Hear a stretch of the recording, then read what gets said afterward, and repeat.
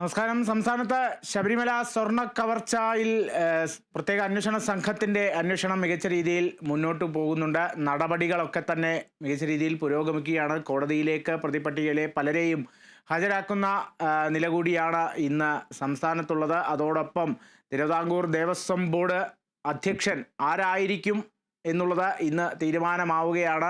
PS പ്രശാന്തിനെ മാറ്റുന്നു എന്നുള്ളത് കഴിഞ്ഞ ദിവസം തന്നെ പുറത്തു വന്നതാണെങ്കിൽ പല പേരുകളും പരിഗണനയിലുണ്ട് എന്നുള്ളത് പറഞ്ഞെങ്കിൽ പോലും ഇന്നായിരിക്കും ആരായിരിക്കും പുതിയ അധ്യക്ഷൻ എന്നുള്ളത് അടക്കം തീരുമാനമാവുക. തൃശ്ശൂരിൽ ഒരു ഒറ്റയാനുണ്ട്. ആ ഒറ്റയാനെ പിടികൂടാനുള്ള ദൗത്യത്തിലേക്കൊക്കെ തന്നെ കടന്നിരിക്കുന്നു വനം വകുപ്പ്. ഇന്ന് അതിനെ സംബന്ധിച്ചുള്ള കൂടുതൽ വിശദാംശങ്ങളടക്കമുള്ള വാർത്തകളുണ്ട്. അന്താരാഷ്ട്ര തലത്തിൽ US-ൽ പ്രതിസന്ധി തുടരുകയാണ്. ഇതടക്കമുള്ള വാർത്തകൾ നോക്കാം. ആദ്യം ടോപ്പ് ഹെഡ്ലൈൻസ്.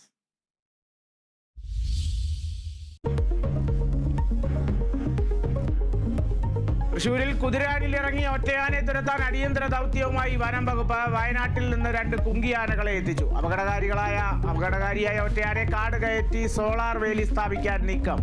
ആനയെ കാട് കയറ്റാനായില്ലെങ്കിൽ മയക്ക് വെടിവെക്കും. പ്രദേശത്ത് ഇന്നലെയും ആക്രമണം നടത്തിയ ഒറ്റയാൻ വീടിന് മുന്നിലെ ഇരുമ്പ് തൂണുകൾ തകർത്തു.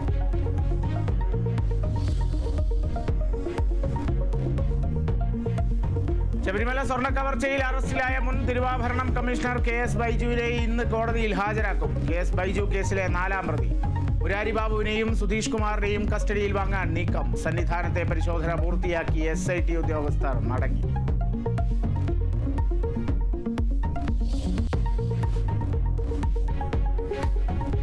തിരുവിതാംകൂർ ദേവസ്വം ബോർഡിന്റെ തലപ്പത്തേക്ക് ആരെന്നത് ഇന്നറിയാം. ഇന്ന് ചേരുന്ന CPIM സെക്രട്ടേറിയറ്റ് യോഗത്തിൽ അന്തിമ തീരുമാനം. പുതിയ ഭരണസമിതിയെ നിയോഗിക്കാൻ നീക്കം. അധ്യക്ഷ സ്ഥാനത്തേക്ക് TK ദേവകുമാർ, A സമ്പത്ത് എന്നിവരുടെ പേര് പരിഗണനയിൽ.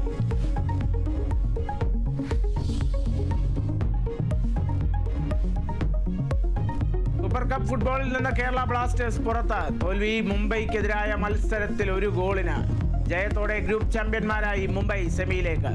മുംബൈക്ക് തുണയായത് 88ാം മിനിറ്റിലെ ബ്ലാസ്റ്റേഴ്സിന്റെ സെൽഫ് ഗോൾ.